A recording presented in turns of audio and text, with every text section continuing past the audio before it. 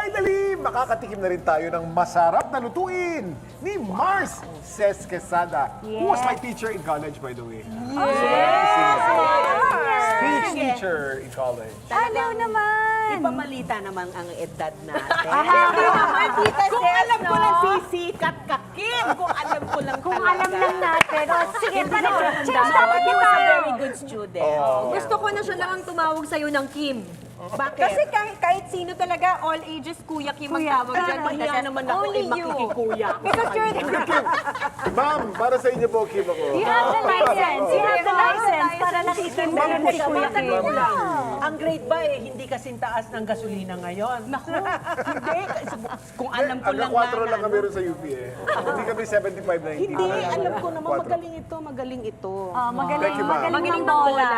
Okay, Yan. kaya simulan na natin agad itong kainan at chikahan sa Mars. Masarap. Okay, si Kim, Tita Tita Ces. Ces, we're ready. Ano ba Ang ito? lulutuin natin ngayon ay parang Thai steamed fish. Uy! Very, very healthy. Yes. Madaling lutuin, hindi kamahalan. Okay? Sige, we will start with, meron tayong mga ingredients. Bawang. Sige, I will just mention it na lang para mabilis. Itong bawang, yan, ipapound natin lahat ito. Alam mo yung mga Thai, mahilig talaga silang mortar and pestle. Wow, ang daming grabe. Sige, pag-asa natin. Tita. Oo naman, lahat ka na eh. Dagdaan pa na.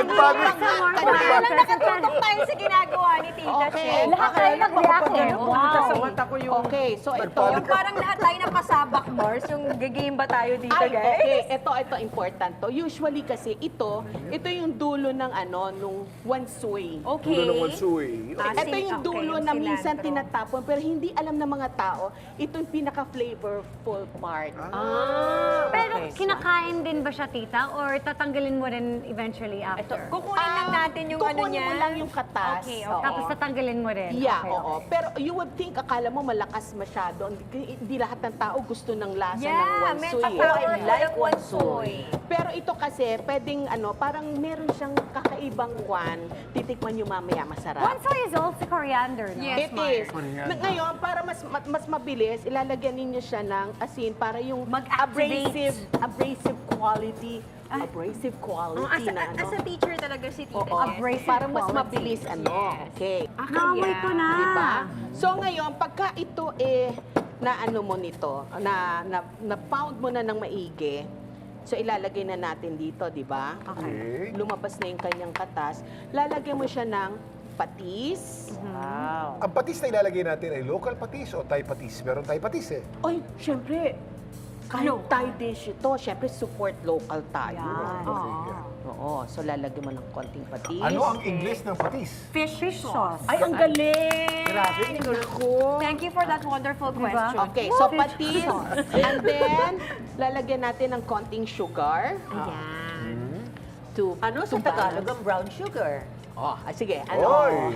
Alam ko yung brown. Alam ko yung brown sa Tagalog. Muskumadong durog.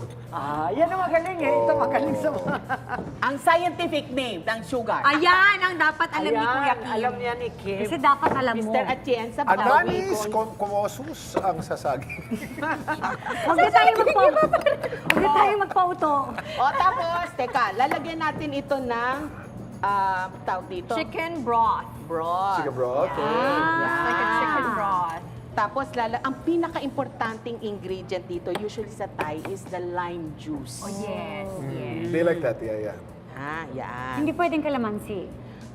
Pwede, pero iba ang Iba rin, lasa. no? Mars. Iba. Ang kalamansi natin, manamis na miss pa yan eh. Itong Iniisip lime ko lang kasi yung mga powerful. Mars at Pars natin na walang Walang lime lime. sa tindahan. I think it'll do. It'll do. If It yung will do, pero option. alam mo, kumbaga, ang Thai food, ano lang yan patis, lime juice, at saka peppers. Yan ang kanyang trinity nila. Okay.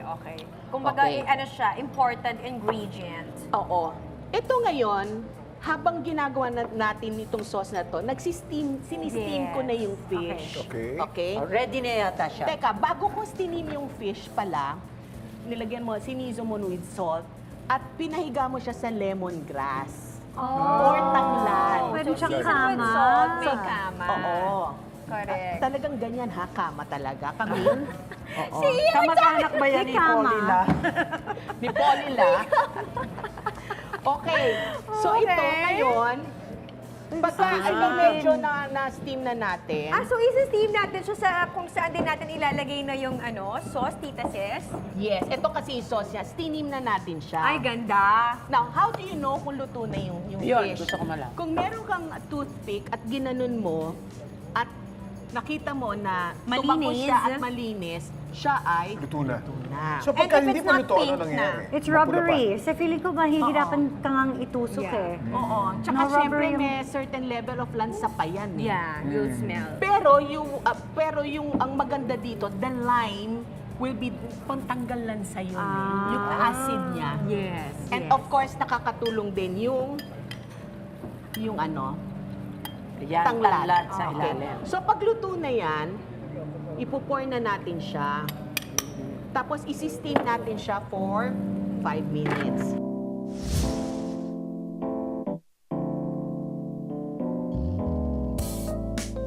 Let's take it. Yes! So we have to eat it with the sauce. Yeah. It's good! Tsaka ang daling gawin, nakita niyo naman, di ba? Pa-pound-pound lang kayo. Tita Tapos- Ses, ang hilig ko sa steamed fish, but it's always with the olive oil and the soy sauce. Yeah, oo. So at least now I have a different way of preparing it. Yes. At saka parang Thank masaya, you. at Thanks, saka Kuya. parang masaya yung pag-pound kasi kahit sa anak mo pwede mong ipagawa. Wow, correct, Mom. Except yung sili. Yung sili. Yes. Alright. Thank you, Tita Ses, for this recipe.